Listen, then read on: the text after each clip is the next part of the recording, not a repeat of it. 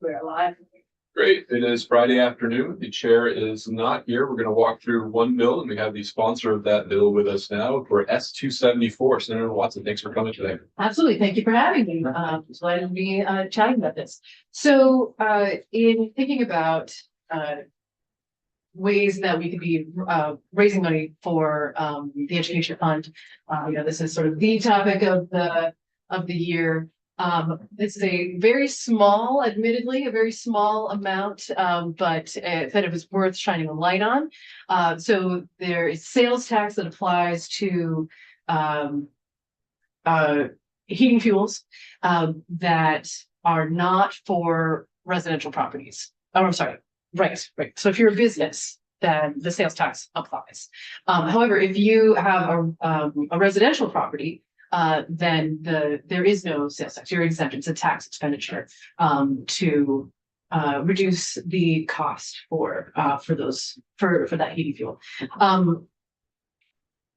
In the possibility that we have second homes as a classification for properties, or also short-term rentals, if a place is not long-term rented, if it's not a homestead, then does that residence, well, I guess I'm not sure I would call it a residence, I should probably back up from that, but is it worth the tax expenditure to subsidize that heating fuel for that property? One of the goals that I have is to not increase taxes for the average Vermonter. That is key. However, if you have a second home, then perhaps you can stand the additional sales tax to contribute to the ed fund. And in addition, if it's in fact a short-term rental, let's say, then that is a business and should in fact have the sales tax applied to it anyway. So that is the intent of this bill. Admittedly, it is very small as an amount of money. I'm not going to save the ed fund through this. I did ask JFO for some numbers, and altogether it was about $7 million. All right. But to be fair, the amount of tax expenditure for all exemptions from the sales tax for this tax expenditure is about $56 million, and so it's a little more than 10% of that tax expenditure. So that is the logic. And happy to turn it over to you to decide what to do. Thank you. Thank you. I don't know who it's for. It's for Kirby. If you have a Airbnb, you built a little ADU on your house, how do you measure that usage if you don't have a separate meter? So my understanding is that, and you can correct me if I'm wrong, but my understanding is that would not, if that is a property that has a homestead declaration, then that would not be caught in this. Mm-hmm. And similarly, like if you had like again, correct me if I'm wrong, but if you had, say, like a business out of your house, like you make pickles or something, right? Like that is, if it's still your homestead, again, not caught. So like pickled asparagus, you'd be okay with that? Yes. Okay. Yes. Great. That was my. Sorry, it's maybe The cottage industry, just saying. There's a little bit more nuanced detail to get into, but it really gets into the Act 73 stuff that we can go into it back up there. Thank you. Okay, more about the classifications. Yeah. Gotcha. Because you're touching on some issues that have to be worked out with classifications for all. Right. Okay. Cool. Fair enough. You said 56 million would be the foregone? Nope. So 56 million is the foregone tax revenue for the entire exemption from the sales tax on heating fuels for all residences. And so All buildings, all sales. just for the residential exemption. Okay. And so of this, or of that amount, we're looking at recapturing about 7 million. Oh, okay. Yeah. Great. Has the JF note been published on this, or that? No, that was just in an email exchange that I had, but Sure. yeah, happy to pass that off. Or you can let them speak for themselves. Anything else for Senator Watson? No. So would this apply to, would this exemption apply to buildings that are owned by tax exempt hospitals.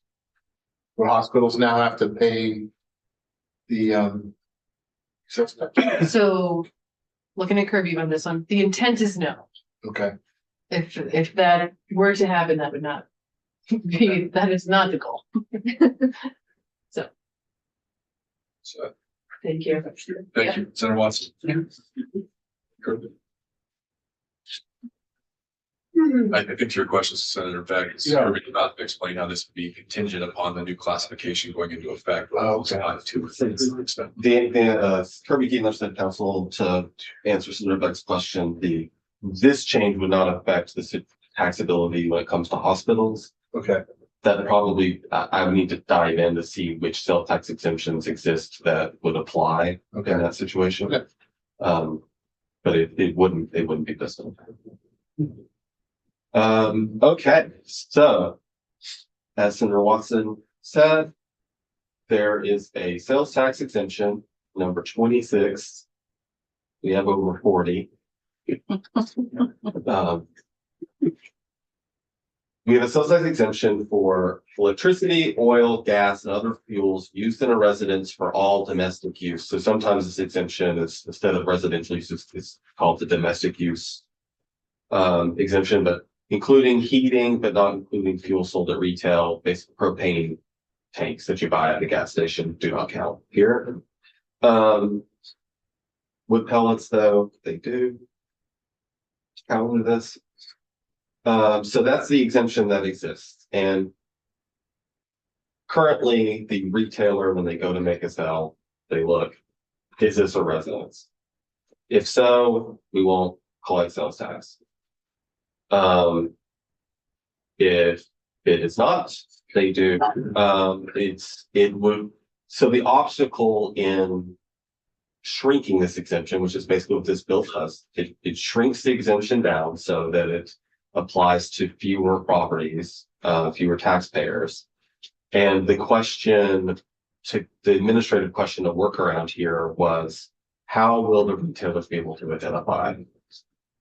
And that's part of why Senator Watson wanted to tie it to the changes made under Act 73, where the state is going through the process now of trying to identify what's called non-homestead residential, AKA for the most part, second homes and short-term rental properties, and for purposes of education tax. So this version of this idea does attempt to piggyback on that. And the main question in mind is helping retailers actually identify. So when I say retailers, this goes for electricity sales. This goes for often fuel dealers who make fuel deliveries. And Senator Watson was concerned about how will they be able to identify this, do the right tax treatment, and then how much burden is it on the retailers? So to work around that, what this bill does is it defines residence for purposes of the exemption to be tied to the non-homestead residential classification, which means that the effective date is July 1, 2029, because it's waiting for that system to come online. This, of course, assumes that Act 73 is not entirely repealed. So we'll have to go back to the drawing board on this bill if classifications under Act 73 don't take place. That said, the bill assumes that's going to happen before July 1st, 2029. And to help the retailers, what this does is it has the Commissioner of Taxes every July 1st publish a list of addresses for the properties that are classified as non-homestead residential for that year. And then the businesses that are in charge of collecting tax can rely on that list when determining whether a transaction is subject to sales tax or not.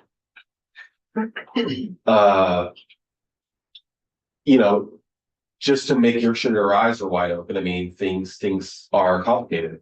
In the example that Senator Mattis brought up, there's properties that under this new system will have a short-term rental and a homestead on the same parcel. And so it will be up to the commissioner publishing this list. Well, for that parcel, what did they put down? So there's still some things that would have to be worked out in that area. And it could be some changes that we can make to statute. It could be something that's the commissioner does through regulations. But those are questions that have to be sorted out. And those are also questions that have to be sorted out by the General Assembly in fleshing out Act 73 in general. This session, I wouldn't be surprised if you see some legislation from say House Ways and Means about fleshing out more details with the classifications within Act 73 and resolving issues like let's say you have a home, you own a duplex, one side's your homestead, the other side you also use as your homestead, but it is technically a different dwelling unit. We have not completely solved that yet in Act 73. That's up for interpretation still.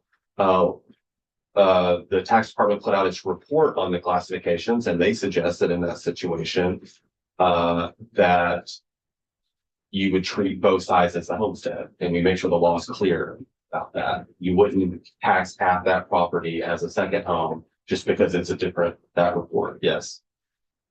Just because it's a dwelling unit. So there's many scenarios like that that need to take place and things that have to be resolved. So so part of the answers to solving those things aren't going to be solved by this bill. It's going to be solved by future work on the classifications under Act 73. Wait, are you done? Just I'm done. I have a question on the draft too. Yep.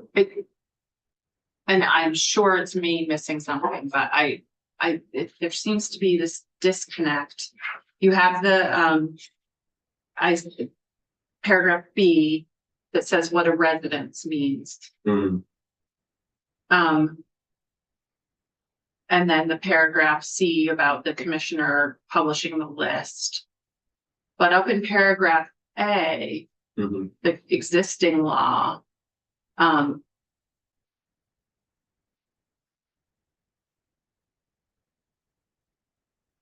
is it that paragraph A is laying out the exemption, the tax exemption, so used in a resident.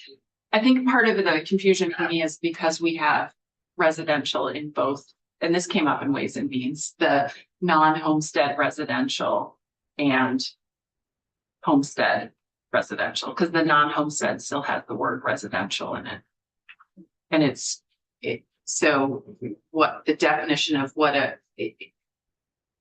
Yeah, it's great. It's vague. we are using residential in different ways. Yeah.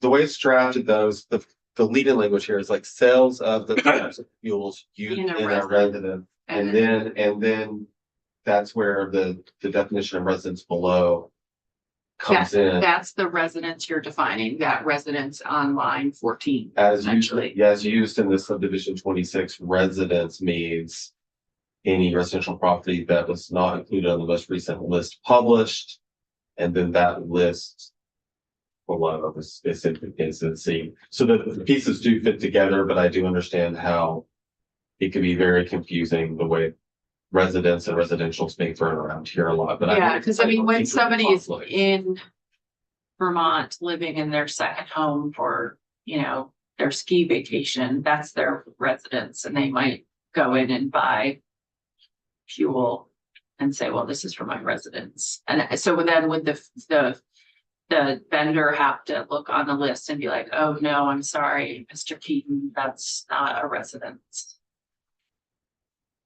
I was thinking about this in terms of fuel deliveries Mhm. in larger amounts, or sales of electricity, straight in. Yeah. Like I wasn't thinking about anyone going out and purchasing, although I know this just happened. Yeah. I went to my local hardware store and bought those little fire starter sticks last month.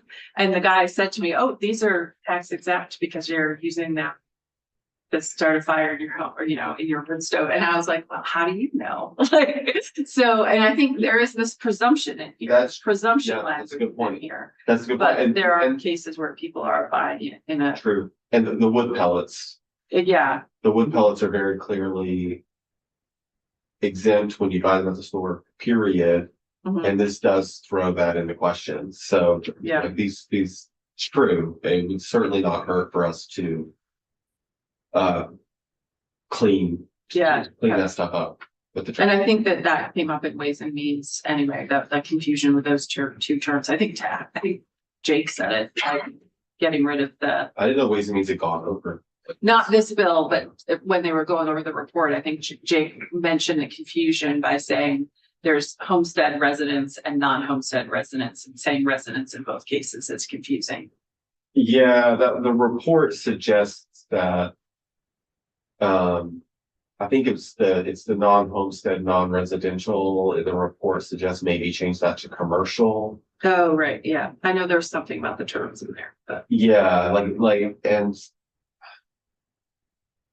I have mixed feelings about that too. Like, I understand the issue that exists, but. Commercial apartments that. Like, part of this philosophically, like a large apartment building, is it commercial or is it residential? Like both, depends on who you right? perspective. So there's not a way. You to live there or perfectly own clear. it. But yeah, Yeah, anyway, but thanks. we could certainly draft this, and I hopefully am succeeding in flagging for you that there's certainly room here to flesh out more Mhm. things, especially in making it easier for a retailer to understand. And connecting to Act 73. I think, the big link to Act 73 would be the commissioner publishing this list of properties that are Act 73, non-homestead residential properties for them to rely on and and I think I mentioned this, but in this case, they would be held harmless if they're relying on that list and it turns out that there was an error or a problem with the list. So it kind of errs on the side of protecting the businesses from getting Dinged. dinged for relying on state's info, right? Yeah.